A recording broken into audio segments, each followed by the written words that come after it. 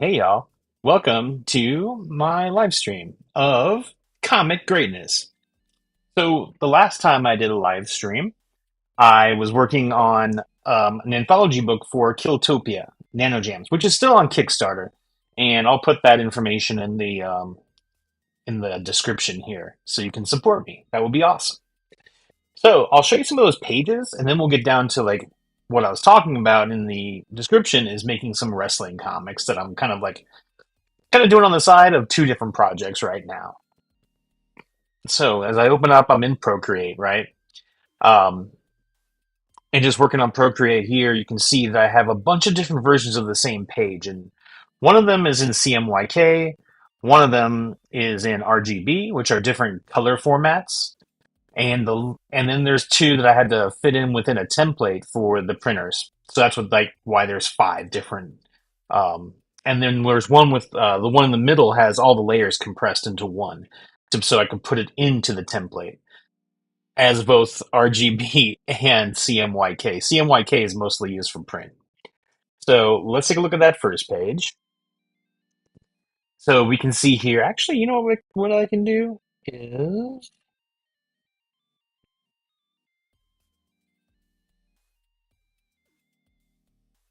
and I've totally forgotten how to do this. There we go. I can pinch it, and it's definitely decided to do something different here. All right, Procreate. Thank you.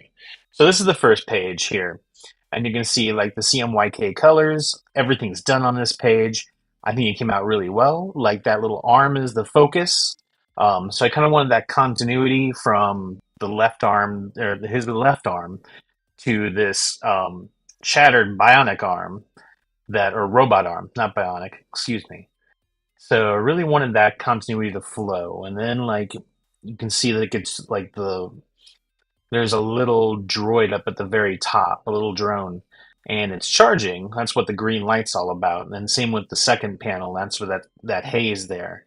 And then we flash over to a car wreck and we get closer and closer, basically. So then we can see what it looks like in RGB.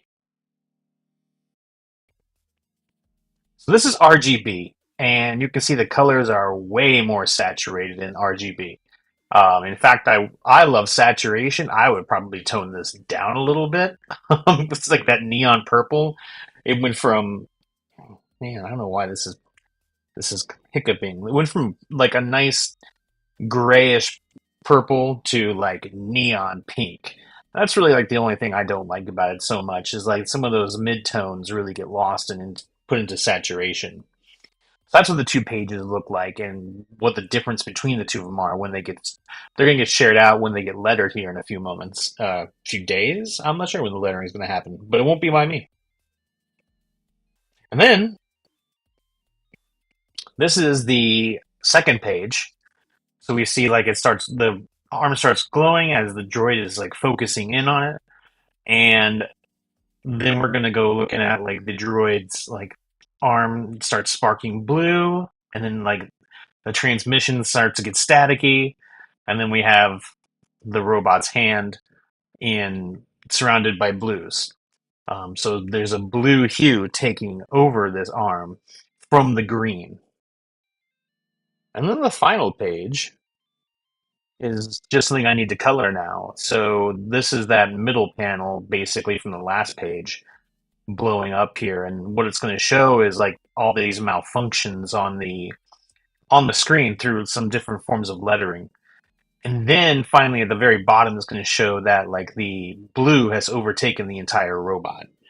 And I am pretty excited to see this in print. Like I said, the Kickstarter is going on right now, as it were.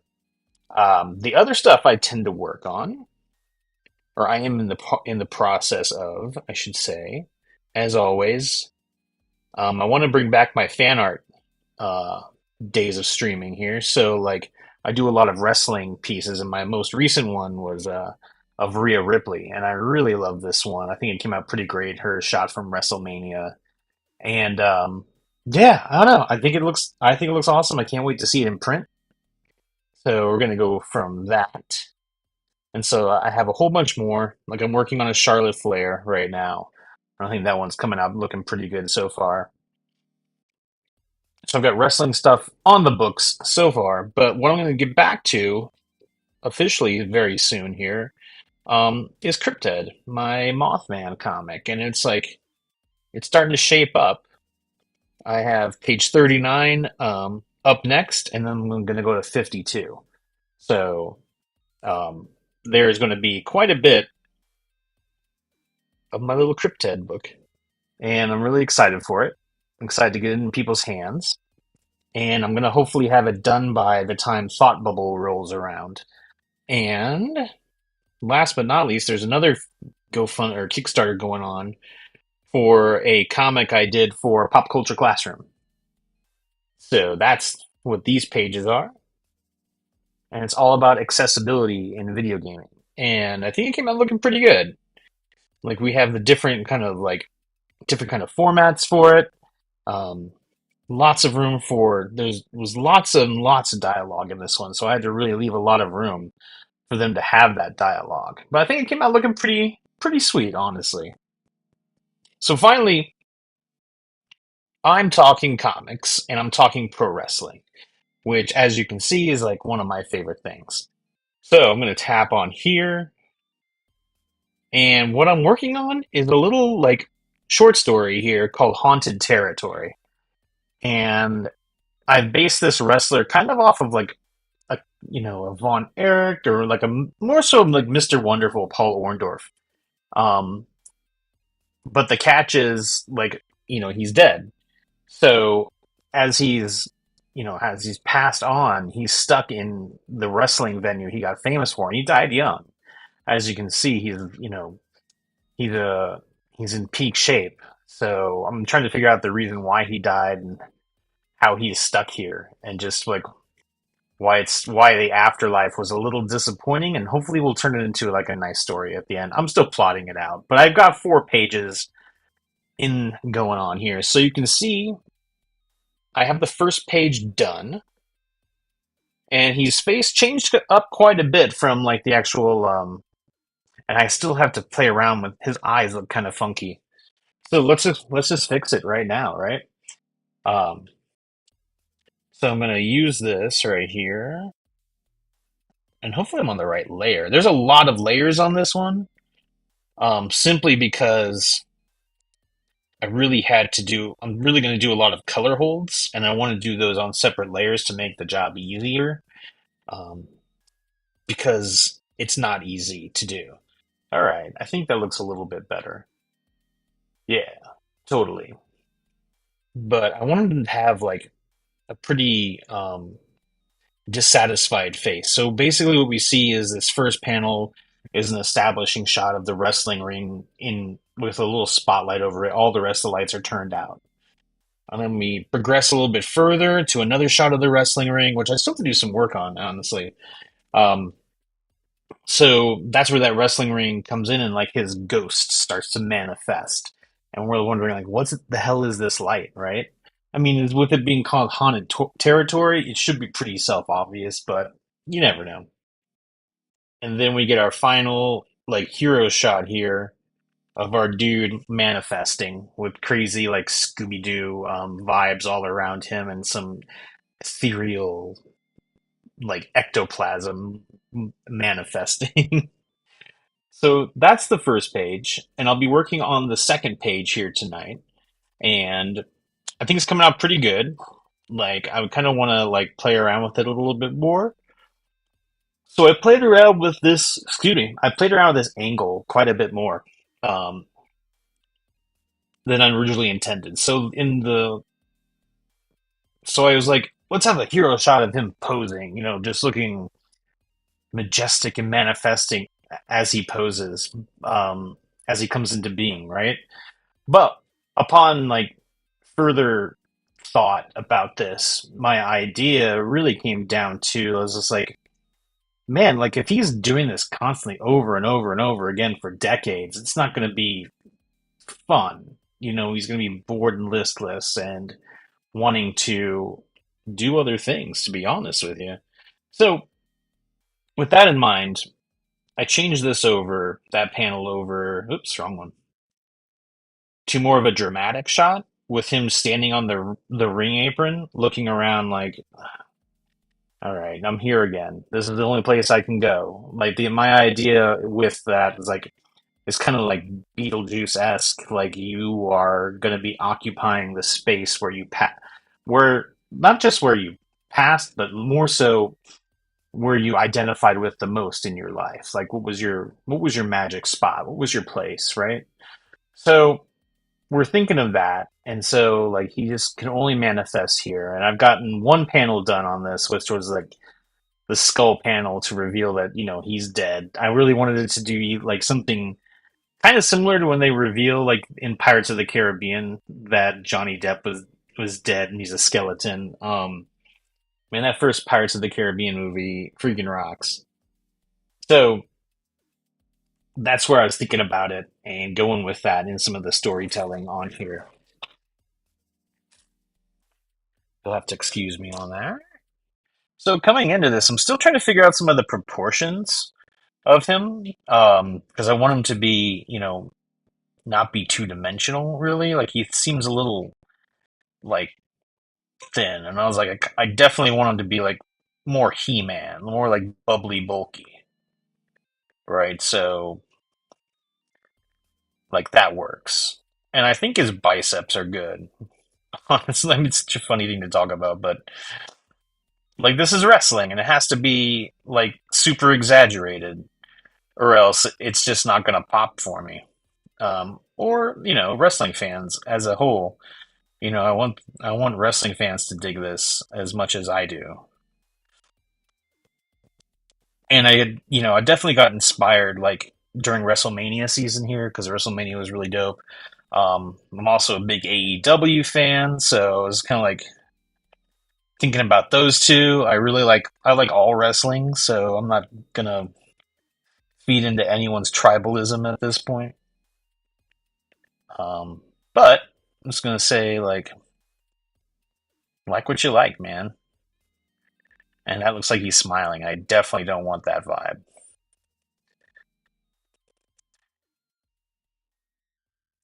or that like pensive, like, yep, here I am again. And like I wanted him to be like a guy that had passed away in his prime in the mid like either like the late 70s or to the mid 80s. And I'm trying to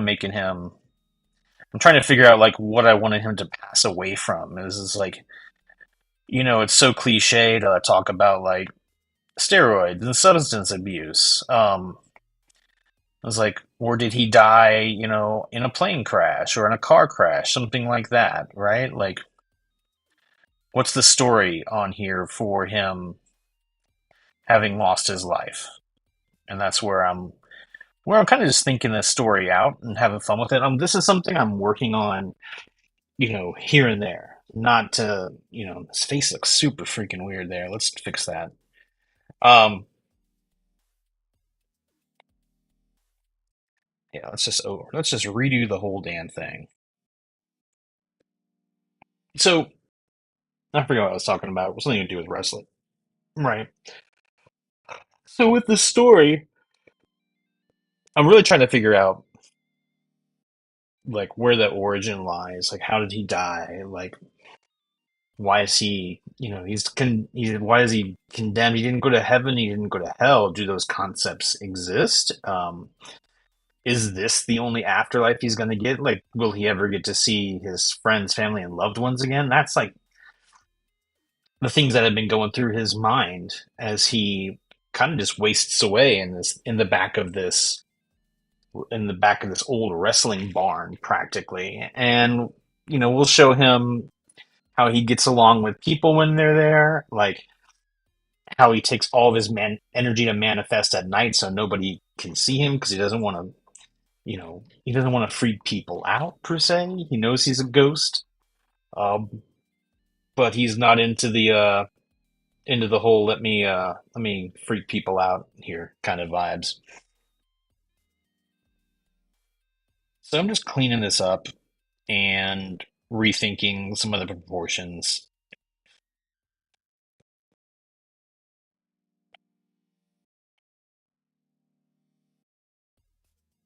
and just kind of come in, make it look a little bit more natural for a professional wrestler of this time.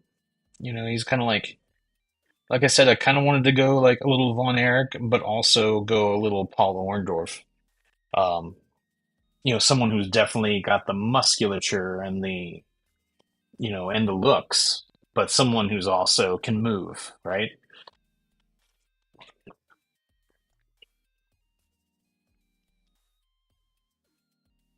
And it's hard to do it at this angle, right? So I kind of have to straighten it out and make it work somehow.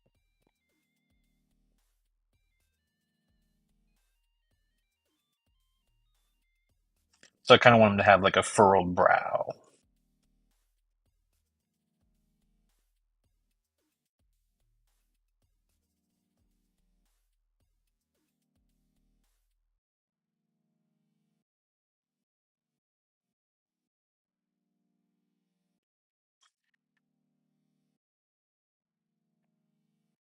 And what I was thinking with him is that he definitely looks like He-Man here. And that's exactly where I'm like the idea of where I want him to live, as far as physique looks. But I wanted to be like, hey man, like I am absolutely bored with this. Like, am I stuck here for life? Or whatever this life is. But I love the idea of him having like ridiculously big eyebrows and ridiculously big sideburns. That's what I was thinking, like more like 70s kind of vibe.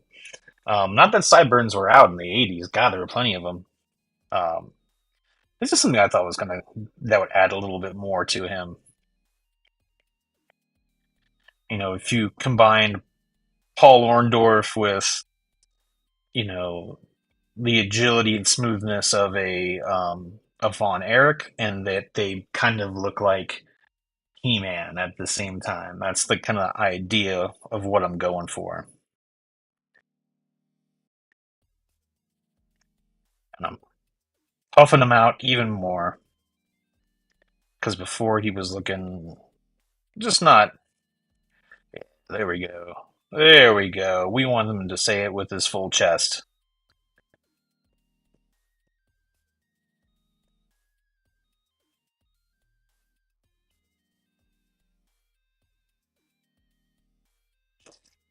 Like it would be kind of funny to like have him glistening, right? Like to be this full on caricature of professional wrestling because like in itself like wrestling is a caricature, in so many different ways. As much as I love it, you have to kind of like look at it what it's worth. I always tell people, you're sitting there watching it with me and like you'll get comments like he's not even hitting him.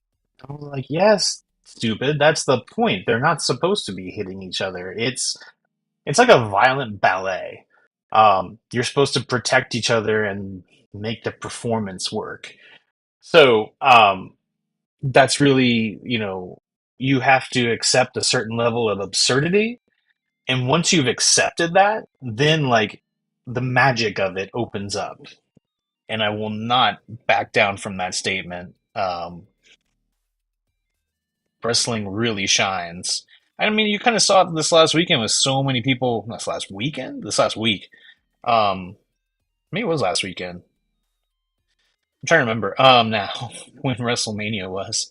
But I was gonna say you saw it a lot with WrestleMania, um, and so many people kind of dipping in for it. Um, what some folks call casuals. I mean, if you're gonna watch it, you're gonna watch it, and the more the merrier. To be quite frank, um, I kind of prefer the pro wrestling that's on AEW. I like the athleticism more. It's a nice alternative. The WWE, I'm there for like big storylines, right? Like I have my favorite wrestlers on there. You've got guys like Sami Zayn, you've got guys like Chad Gable who put on the great main event the other day. Um, Damian Priest, Rhea Ripley. I think the women on AEW are starting to catch up to what WWE has had lately. Um, but you know, they definitely have had their moments of not like promoting women as well as they could as WWE has, right? And also on the flip side, they don't have 40 years of experience, and on the flip side of that too, they weren't run by a megalomaniac rapist. So there you go. And I'm getting into the weeds of pro wrestling here, but this is my stream, baby, and we are going to talk wrestling. And so, I grew up in the 80s and watching wrestling quite a bit with my father. Um, on Saturday mornings, we'd come in and wrestle dad on in bed, and it was super fun. Um, and so those were like the Hulkamania days. And then I lost touch with it for a little bit, and it kind of came back in the 90s. Um, like from the late, you'd catch it every once in a while in the late 80s, right? It's kind of all a big blur because I was pretty young. But I mean, I remember clearly watching Bret Hart wrestle and Shawn Michaels, but at the same time, like, throughout the late 80s, there was like so much like, oh man, the Ultimate Warrior, I was never a fan of.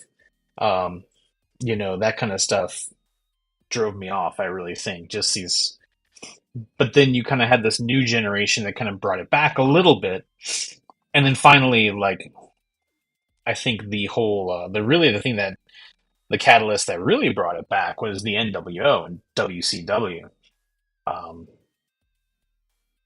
which was great. Hulk Hogan turns heel, lives are damaged and destroyed. It was awesome. And then you had like the rise of ECW, which is really what made me start paying attention to wrestling. And then like again, like as truly loving it. And then as well as a little man named Stone Cold Steve Austin was a big driving force of me watching wrestling again. And what's crazy about wrestling is like a lot of times in the past 30 years or so, like the same wrestlers would not go away or fade out, right? So like even up through the mid 2000s, like I mean, no, up until like 2 years ago or something like that, Ric Flair was still wrestling, and it's like, dude, you're in your 70s. Like, I love you, but please, can we tap out and let some younger folks show off? Which is tough to say because I was like, man, I was a big Ric Flair fan, um, for sure. I'm trying to show off all his definition here, but I don't want to go, like all 90s superhero on his definition at all. I would like to have him. It looks like he has a black eye, so it's just distracting me, these little eyes. So I usually, when I draw eyes, I'll draw them with a big circle so as to get the eyeball, and then like cut it into thirds, depending on like how I want to exaggerate this. And like I said, I don't want him to be very expressive. I want him to be like, all right, all I can do at this moment in time is hang out and run around in this gym. That's all I can really manifest as, is this ghost that parades around this gym.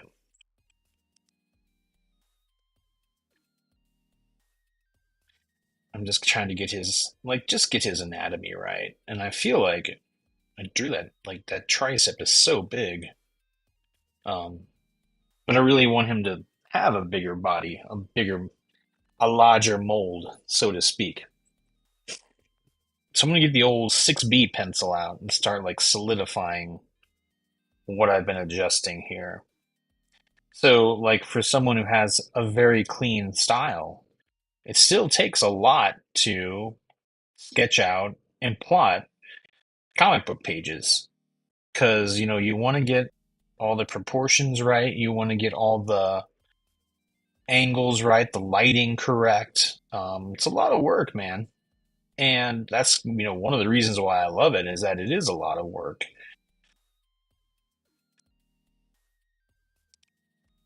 And his hair kind of came over there. I'm gonna erase this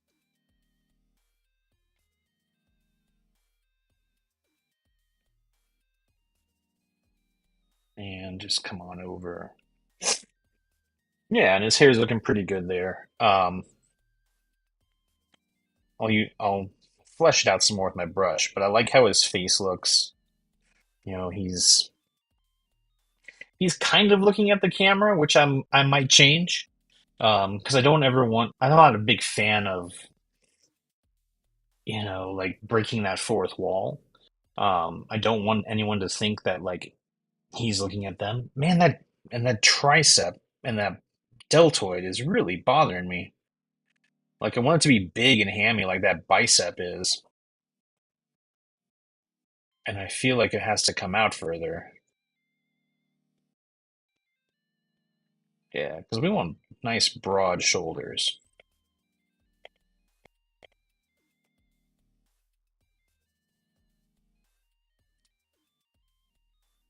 and put some shadow on him as well. I can already hear someone saying, "No, ghosts don't have shadows." Shut up.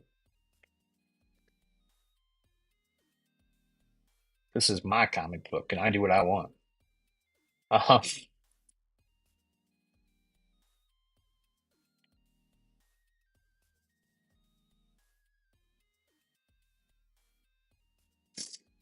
Yeah, so I want to really just give an idea of him having, a light source, despite the fact that he's a ghost. I still want it to be like, oh, hey, we're still telling the story and showing off that we have depth because he's manifesting. And I'm gonna take it like that. I'm like, you know what? He's manifesting. So he's using his energy to become mostly corporeal, and I'm gonna put shadows on him because of that. And that light, I might just put it like right here and have a little bit more out there. Yeah, I like that. It's starting to look better. I was really getting I was really getting frustrated when I was drawing this earlier. Like, it's funny, like I grew up with like all those image comics in the 90s and like so much musculature right was being shown with every person's body and you're like, man. In fact, I was just like looking at some old like Jim Lee stuff, and I think a lot of people really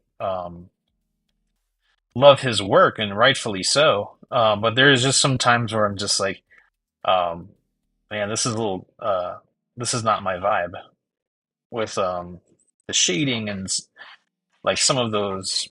It was, and I think more so, it's not like I'm trying to knock his style. It's what he really brought to the medium, which was like a unique way of looking at things, and so many people tried to emulate it and did it really poorly. And I was thinking specifically of like, if you have a circle here, right? And then it has shadow, and we have our shadow, and it's coming down, and it's looking good. And then all of a sudden, like, we put these lines underneath there to show, like, it's very much a way to make reflective things look good. Like there, it looks fine. But I've never been a fan of incorporating it into my style. Um, but yeah, I just feel like so many people don't. It's kind of like Kirby Crackle, where Kirby Crackle is basically if I have a circle here, right, and I'm going to draw it like these little energy dots right here, and that's Jack Kirby's like style, and he would do these to show negative space. And I don't think a lot of people understand that. Like I said, I'm just making a big example here, but you would see like, like a person's fist or something energizing in there, right? And this out here would be like all black, and then you'd have like this curvy crackle representing negative space, um, which is just something to do, like to make things look, dynamic in comics. Like right up top over here, like I could have left the top of this page totally blank, but I like having a good balance between my blacks and my whites. So, and it's just a straight on shot of a skull. And, I was just like, how do I make this more interesting, right? How do I make this pop? So that's where I am with it. Um, and I'm also trying to figure out, and he looks so freaking ridiculously bulky. Um, I love it. Give him some big bulky calves there. Yeah, so I do love me some wrestling. And having this, like, this is just a little quickie of a page, like this one, the last one, but I really wanted to get a lot more comics done because I'm just feeling like, man, like I love making comics, but I'm tired of being jealous of seeing people have so much output and like not myself having output and being like wanting to be invested in having output. At the same time, like comics are freaking hard. And this channel is, even if like nobody's watching this channel is a way for me to get my thoughts out and to like make comics and really like have some fun with it, right? Um, so that's where I'm at right now, and that's where we're trying to. And I don't draw straight lines because it's an apron. Um, so I'm just trying to really have some fun, make some comics. I'm getting ready, already for like I'm only doing one show this year, and it's Thought Bubble, and it's kind of cool because it's like it's in the UK. I'm really excited for it, and yeah, I'm getting to see like I'm going to be able to go up to like Scotland as well as um, England as well here, and just like places I haven't been since I was a kid. And I'm really excited that like comics can take me to these places, and I can not only I'm trying to balance doing comics and going to conventions with having vacations and actually doing things that are fun and not when you do a comic convention it is fun, don't get me wrong, but it can also be extremely draining. um, you're there all weekend long, and sometimes like with some of these cons like Emerald City, like they start on Thursday now, right? And so it's Thursday, Friday, Saturday, and Sunday, and by the end of it your system is shocked because you just spent so much time doing this stuff, right? And so one of the things that like I started doing a few years ago was actually doing something restful before the convention, and that really helped um, with my mental health a lot because I was like, bro, I am burning here. I am burning some candles, and I'm not happy about it. Here we go. These are ring ropes, just in case you're wondering.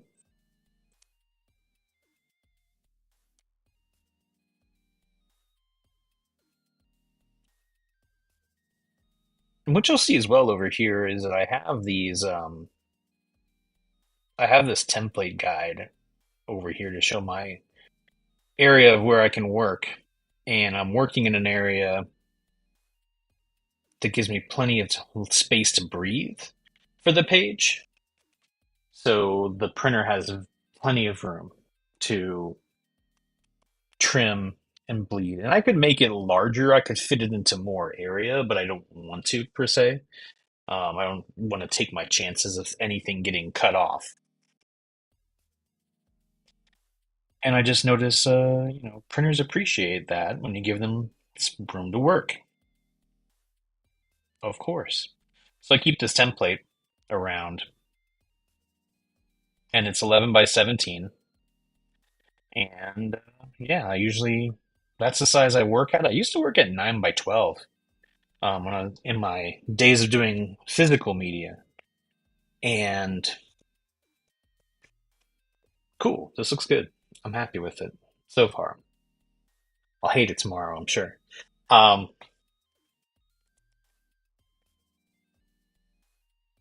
so I also wanted to give him like, chest hair and have him be, a burly dude as well as a glistening god of wrestling. And we'll do that with his arms too. We'll give him like hair on his arms. So there's that panel. Not quite finished yet. Like I really want to give this some, and I'm making his outfit pretty, um, his wrestling unit pretty nondescript. I really want it to be just a classic wrestling uniform with a small logo on the trunks, probably something on the back of the trunks. I did some character design, but I didn't do the design of the trunks yet. We'll get to that. Sometimes I'm just a guy who doesn't have a plan, and I'm just using some ring folds here and making some shadow for the ring apron.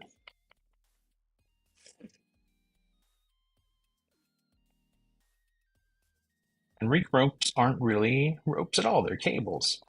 Fun fact. And so if you don't know how to bounce off those cables, you're going to damage your kidneys. And it'll be peeing blood at first, and nobody likes that. All right. So what are we doing for that second panel? I feel like I got the first panel pretty well worked out. I'm still a little weirded out by the arm on the right on his left, my right. But we'll figure it out. So with this panel here, like it's supposed to be him kind of like leaning on the ropes, but like I don't know. Ah, I like that angle. Um, but yeah, I think I'm gonna have him. I might have him standing, like jumping, like getting off the ring, and then showing that he's dead, and then show him like kind of working out while security is snoozing, but him having like this just the intrusive thought that like, well, what's the point of this really? Like I'm dead. Why am I keep doing this? Nothing's going to change. But it's all I can do. I don't have any books to read. I don't have any television to watch.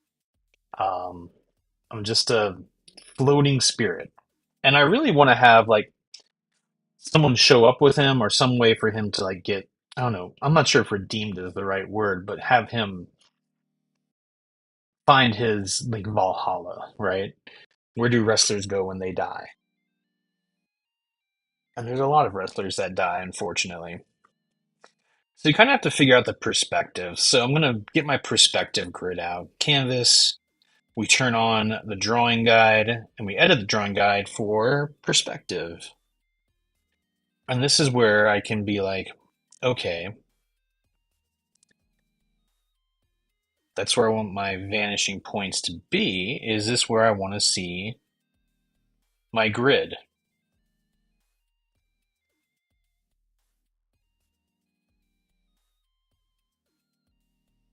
And it's a 3-point perspective, which makes it an extreme pain in the ass.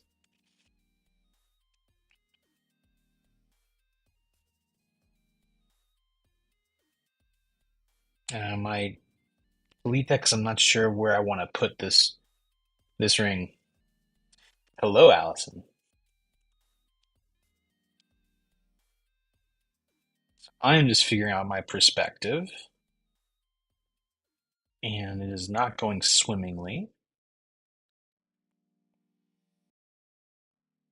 Like, I'm kind of tempted to have it like this, and you can't really see like the different lines, and that's where I move this color over and do like I have the opacity of full thickness, and I wish in Procreate that I could have it darker because I can sort of see, but I can. It's like barely.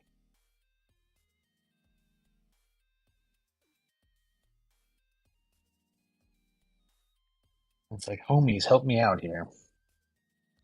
So now that I can see a little bit better, I'm gonna keep moving this out and around. And I think this is the angle I want to use.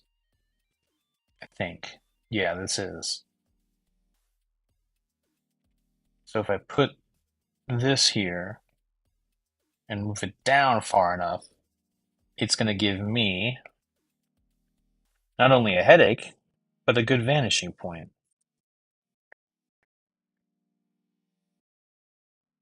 And sometimes you got to really pull out for perspective. Um, damn it. There we go. I used to do this with pieces of yarn, and that's when it really drove me nuts, is planning out a perspective grid.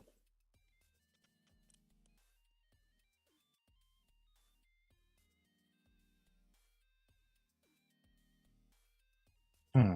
And I'm not quite sure if it's like the right thing for this. Like I might play around with, and then it might actually turn out nice. I'm not 100%. I'm going to start do some sketching and figure it out. I'm going to hit done. And then I have my perspective grid. I'm going to use a different pencil. And so like the ring would be like right here, right? And I draw up, follow my perspective lines. And yeah, I think this can work. And then follow perspective line back that way. So I have a good vanishing point. And like that's the nice thing about digital perspective is that you're just, trying to follow the lines as much as possible.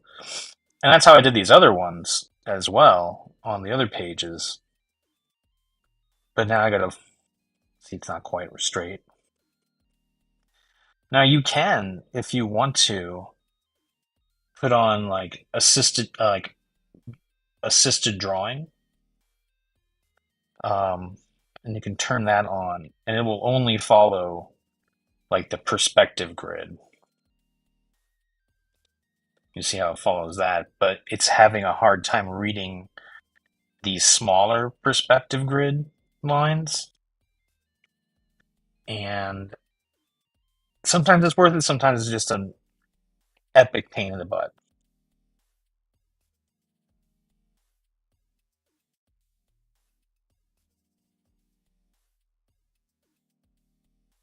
Then we can go all the way back with the back of the ring. And I don't like that. And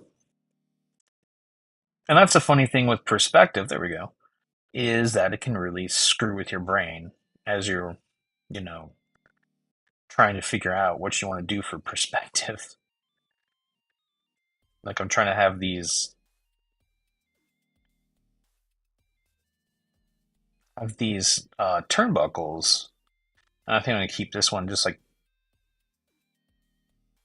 so. Move it back that ways and come on down and come on out. And what's really difficult is planning out all your turnbuckles and lines. And so because they don't really meet up there, they're kind of like they come out like this. And so you kind of sketch them out. You make your turnbuckles here, and you make your turnbuckles there.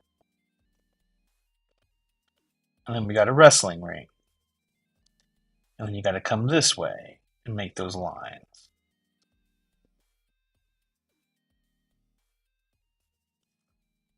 and then you got to make more lines going this way.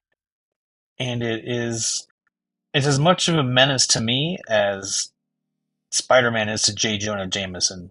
Oh, like, look, perspective is essential to drawing, but oh my god, it's like geometry, right? You're like, if it does, there's no way to fake it. So if it doesn't look good, people are going to know, and it's just going to be obvious right when you're looking at it. You're like, oh, did you use a grid, pal?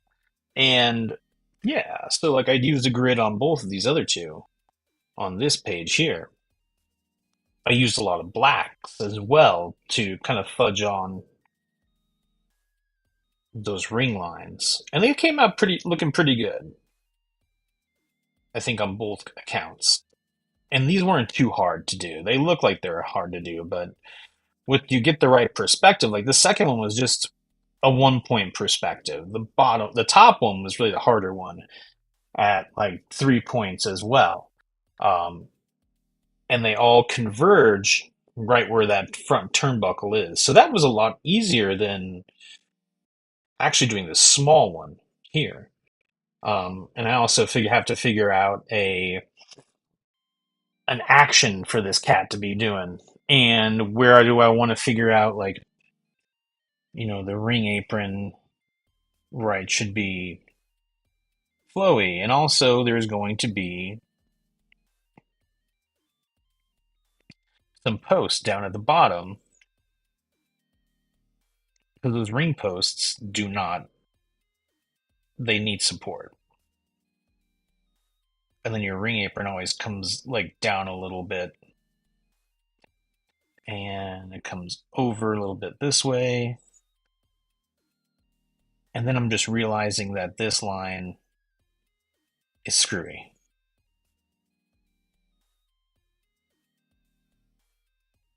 I think that's better. Yeah, totally.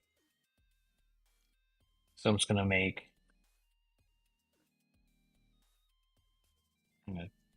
put an X there to remind myself that I'm in the black, and I'm just making some lines for the ring rope as like they kind of fall in a down circle there. Um, cool. This is actually turning out a lot better than I thought it would be with this angle that I picked. I was already kind of roasting myself for it. I'm like, dude, what are you doing to yourself? But I'm not mad at this. Like, it's actually coming out all right until I totally beat that. Okay. So this is where like your eyes start to get like cross-eyed because I was like, I've got like 6 lines coming here, and I'm like, if I turn it this way, I'm like, which line did I decide to do at this point here? Okay. So come on in through there, make a thin line. Come on in through here, make a thin line. Then you have to make a line that gets thicker as it comes back that way. I'm just going to go up high for this line.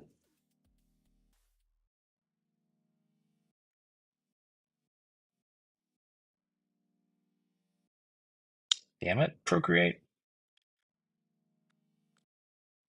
So when you're inking, that's where like this is going to get tricky. And not only that, but I'll draw the character on a different layer for this. Like I already have like on the other one I drew so many different layers just for the inking, right? I had like 4 different layers for inks on there. So and then my reference layers are on there as well. I gotta get rid of those. Um, I've already have reference for this ring, so I'm not worrying about that. But I also have to figure out like where's my light source coming from, and I'm doing that right here, coming down that a ways. And so like right around here is like where that light source should be in that circular area. But one thing I did was I left a lot of room up at the top of the panel for word balloons, like narration up top here and like over here as well. Um, so I wanted there to be lots of room for those word balloons, even though I'm like working on an absolute pain in the tail of a wrestling ring. Like a lot of people have asked, like, why don't you make like more wrestling comics? I was like, you try and draw a wrestling ring, all the time.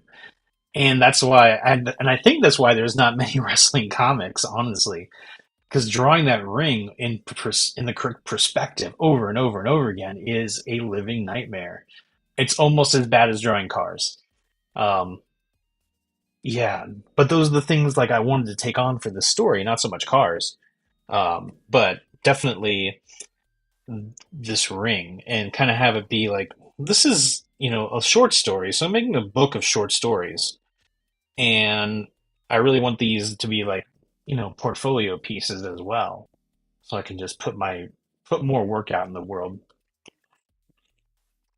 and have it be more sequential storytelling than I have.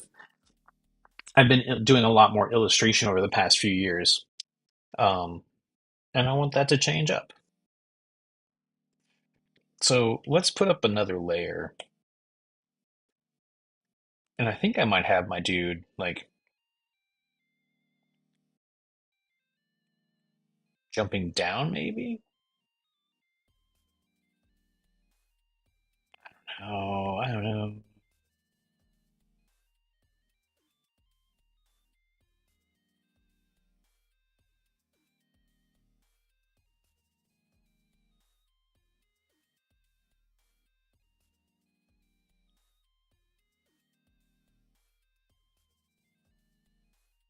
He's kind of got look a little bit of a Spider-Man vibe here, and he's pretty chunky, so I don't want to lose that. What I can always do is hide this layer and make him not only like in perspective, but have him looking like he should. Like he's got a little, his gut will bunch up a little bit when he comes down like that. His muscles will be still nice and big. There'll be at more of an angle. We'll have this here. We'll make that larger.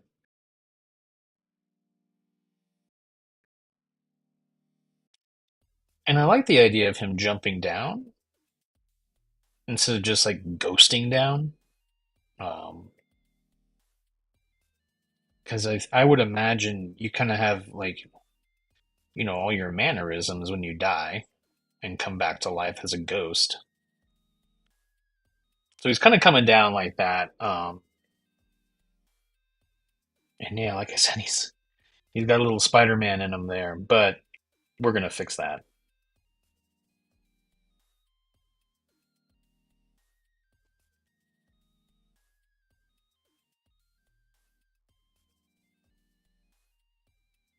But it looks good. I think I got the right size and the right proportion, and I got to flesh out his arms. Um, but yeah, so I'm kind of like when I'm kind of trying to think if I want to have more shadow on this as well, or not. And I think I'm going to, just because, like I said, he has manifested himself into something physical each night. And that's the fun part about spooky ghosts is that there's no rules, so I can make my own rules.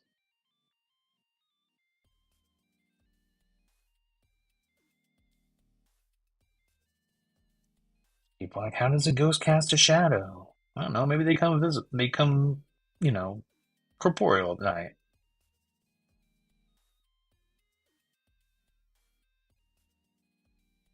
Like, let's have some fun with this and quit with the double second guessing.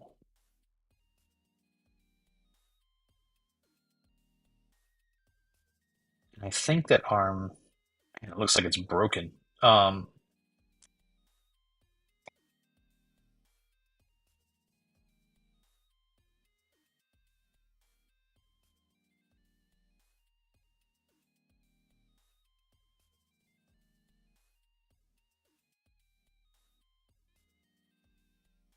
so this is one of the more taxing foreshortenings to do. Because otherwise, like if you don't do it right, it looks like his arm is bending back. And right now, his arm is way too damn short.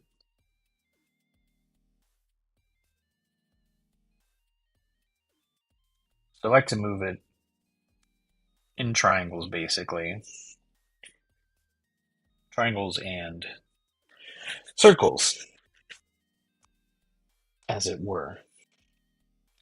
And this one over here is tough because the arm is obscured. However, I've read a lot of comic books in my life, and I know my anatomy pretty well.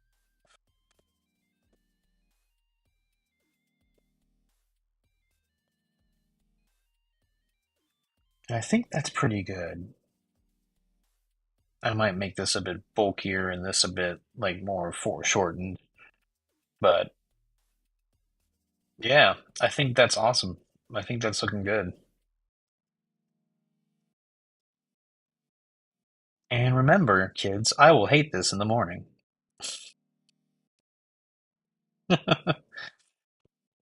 No, honestly, like the work I've been doing with having these live streams have only made my work better.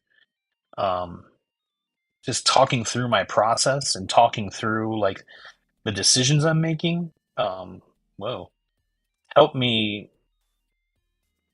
second guess what I'm doing, which sounds kind of bad, but it's actually something that just helps me improve as an artist. Like if you have to have a very healthy sense of self-loathing, which sounds totally contradictory, but like you got to be somewhat cocky about your work, right? And confident about your work, but also at the same time be able to bring yourself down to the ground and be like, hey man, it's not as hot as you think it is. We should look at this, and this before speaking out too loud about it. So that's kind of where I live with my art out on other people when you give them portfolio reviews, and nobody needs that. Um, Honest advice is what you should be giving as an artist. And if you don't want to do that, don't do portfolio reviews.